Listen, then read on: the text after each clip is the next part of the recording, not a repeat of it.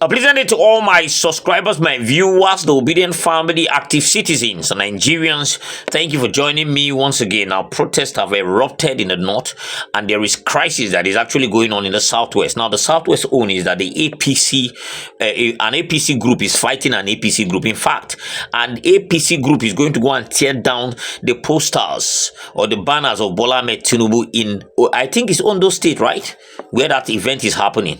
Because all of them are fighting for the one we go enter their belly. And it's really funny. They are protesting against each other. Why in the north, the protest is student protests that are coming out to say, oh, we've had enough of this insecurity. We've had enough of this hunger. We've had enough of this frustration. It is time for these people to do something, or then we will now show them. The truth is, no matter how you try to convince or buy the conscience of those at the top in the north, the governors and whatever the Tinubu and his cronies are actually doing, winning them, whether by blackmail or by promises or by whatever there is that they are actually using. The people are the ones that are faced with the daily realities, and the people are going to speak. The people are going to speak at the end of the day because they can't continue to wallow in this pain.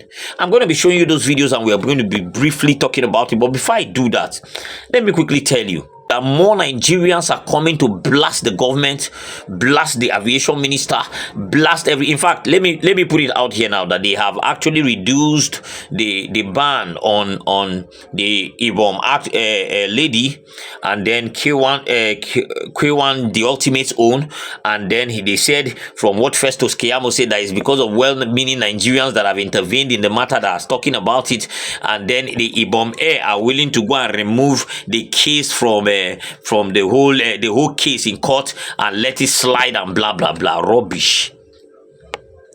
Complete rubbish. This is in this country there is still the dichotomy between the rich and the poor. There are two kinds of laws: the ones that govern the rich and the ones that govern the poor. The laws that govern the rich are the ones that once they apologize is gone. They don't pay for it. They don't have to pay for whatever crime they commit. In fact, let me not say that until when I put what Isaac Fayoshe said, which is very important. Please listen, and when I come back, we'll continue. Now, this is from Yaba Left Online. It says, breaking.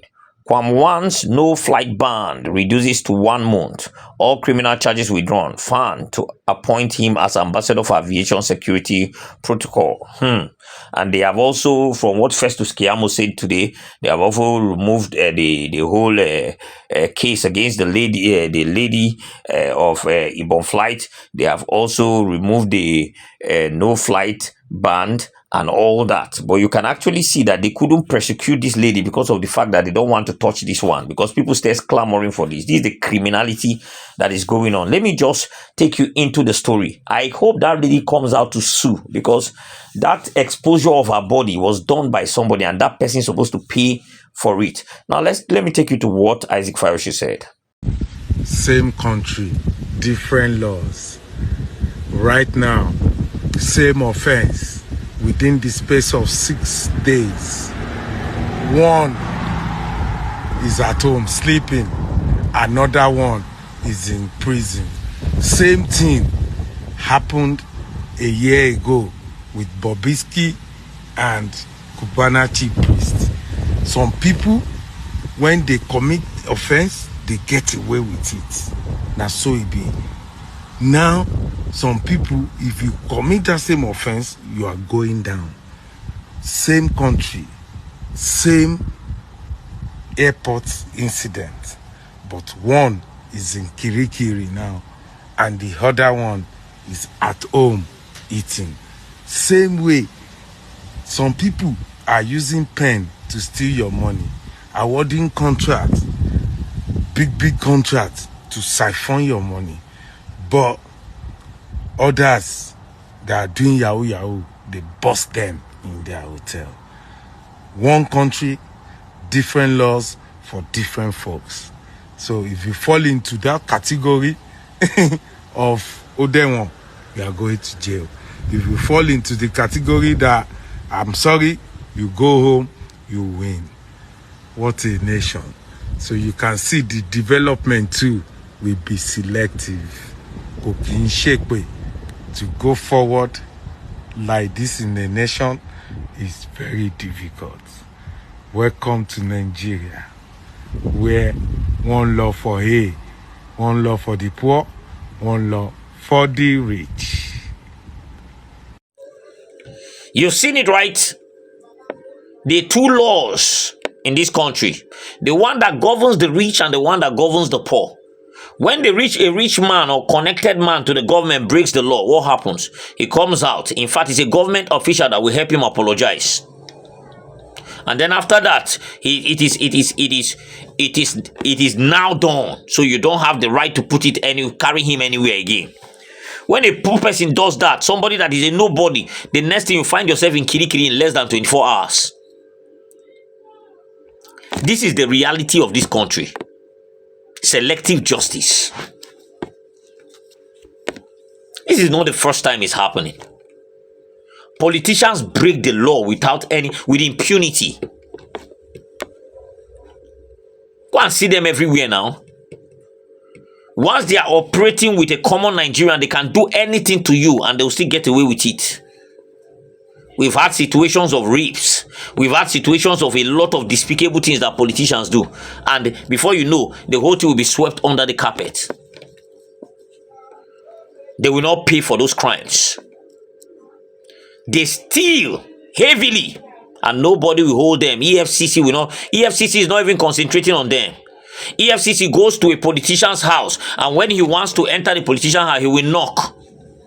Oh, this is EFCC. In fact, they will send you a letter of invite. You will choose the day you feel like coming. The day you feel like coming, you go. They will send you the invite and keep saying, we have sent him invite. We sent him the first one. We sent him the second one.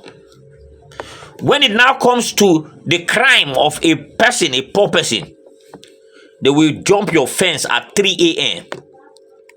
break your door, bring down your door, and they want to capture you.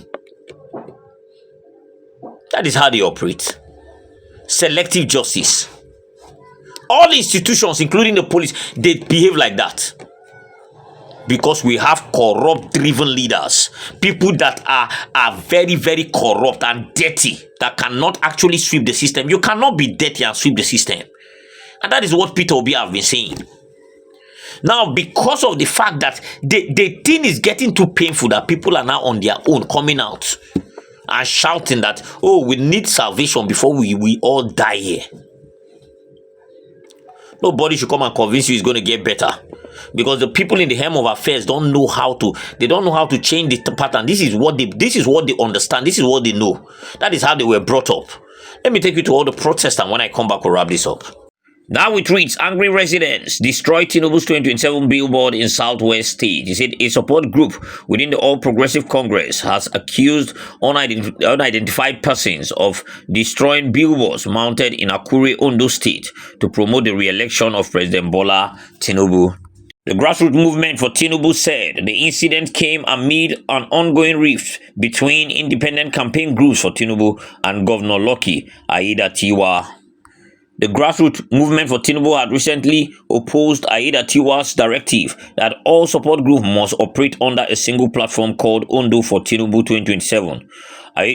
Oyem Wamide Ojo, Director of Media and Publicity for the Grassroots Movement for Tinubu, described the removal of the billboard as deliberate and malicious. His words, the signpost strategically installed on street lights along the airport road to Oba Ile corridor have been forcefully and cowardly taken down by faceless individuals.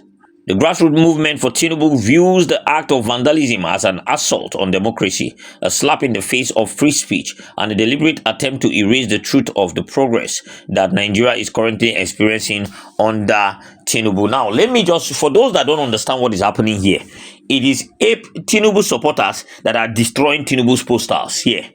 A group that are loyal to Aiyedatiwa, the governor, that want them to all group must join to make one Tinubu support group, and another group that is actually from grassroots to whatever for Tinubu, and then they clash. So even the supporters now, you can see that all this thing is about money and all, to have to get enrich themselves, criminalities and all that, because you have started clashing. If this one go and put poster, the other one will go and bring it down.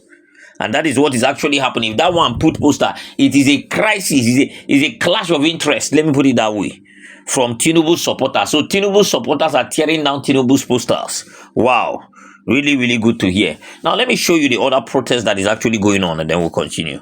Now, this is a massive protest that is ongoing in the north. Massive. Students are the ones actually carrying out this protest, and I can tell you that it escalated to at some point. You'll see it in the video. But this is what is actually happening. Pockets of protest because people are tired and frustrated. And this is gradually turning into a revolution, because I can tell you that one day this pocket of protest that is happening, everybody will unanimously come out together, and that day it's not going to be funny. Let me allow you watch the remaining part of this whole thing. When I come back, we'll continue.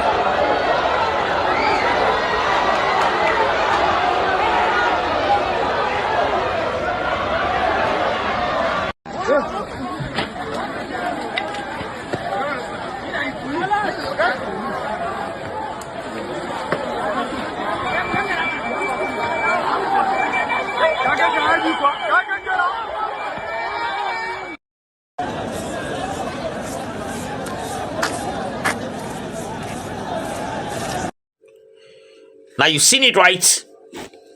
The people are tired. I can tell you that Nigerians are tired. It's just that a good number of us, we just have this ability to let's just keep managing. Let's just keep adjusting. Eventually, everything is going to change for good one day. The one day syndrome. And we forget that until we demand for that change can never come. Until we start fighting for the change, until we start asking for it, until we collectively say we've had enough, until we said, okay, we've been pushed to the wall and it's time to actually react, that change can never come. Because the dirty, corrupt politician will always want to be in that position. Power is sweet. They say power corrupt, but absolute power corrupts absolutely. They will not want to live there.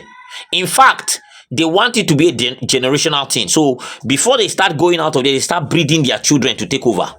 We've seen a lot of them now. Their kids, they start training them. So that the moment they are leaving, those picked ones will be the ones to take over. And that is what we see all over the place. And I can tell you, those ones will be more ruthless than the ones that are there. And that is why we must collectively say we've had enough. Yes, we've seen a lot of pockets of protest, but I can tell you one day these pockets of protest will combine to be the one that will shut down the whole place completely. Because if we don't start getting it right, the rot is terrible. In fact, the next generation, I just pity them. Because they go still face their own, These guys are lavishly wasting, borrowing and wasting, heaping things on the next generation to pay. Because their own time is gone. How many years some of them get there? If they cuckoo try, they live 10, 15 more years and they are gone. If they go even reach. Some of them don't go even reach 5 years from now. They are gone. See Buhari now. After he don't display your own, scatter everywhere. Where he did now? He leave the trouble. Can't go look for one place, rest. I know say for Valhalla, I go collect. They will now leave it for the next person. The next person will come, display his own tantrums. And that is why the people must get to the point where we say, okay, we've had enough for real. And that is why we keep preaching against this tribalism, this ethnicity, this whole thing about religion. It is important that we know that these are tools that they are using to actually keep us divided. Because if we are united, what we are going to achieve is unbelievable, and they know it. They are smart, so they will never want that unity to actually play out.